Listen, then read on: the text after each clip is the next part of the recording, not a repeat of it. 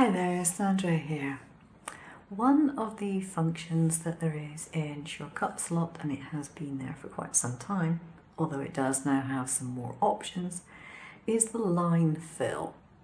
And where you might wonder, would you actually want to use line fill? Well, in some cases it's on lettering because all this text and indeed the heart were actually unfilled, hollow shapes.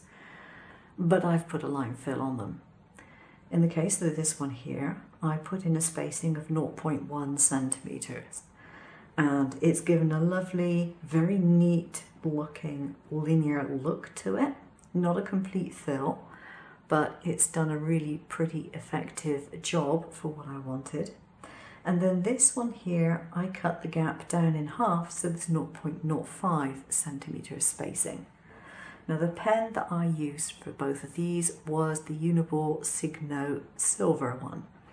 I happen to love these pens. The only one that I don't really care for quite as much is the gold, because sometimes the ink separates in that one. It doesn't seem to do it on the silver, but on the gold I have had it separate. And then it goes to like an orangey colour and you don't really get the gold, and then that kind of defeats the object. But this one is a really, really nice silver pen. Doesn't ever seem to clump up or anything, just writes perfectly until it runs out. So I really do like this one. And this one is a broad tip one, it says on there. So it's got quite a chunky point to it, but it really is a really great pen for using in your cutting machine. So if you have a pen holder and something like this, you can do all kinds of not only drawing but filling in of text if you want to do that. You can also use this to use with a glue pen so that you can apply foils, if that's your particular preference. But it's really, really handy. Now, I have to say that when it comes to the Juliet, the only pen holder they give you is this one, which is for their sublimation pens. I don't have any of their sublimation pens, and none of my pens actually fit that holder. So yes, I did design and 3D printed, or I got my husband to 3D print for me, a series of holders like this one. No, I am not selling the holders.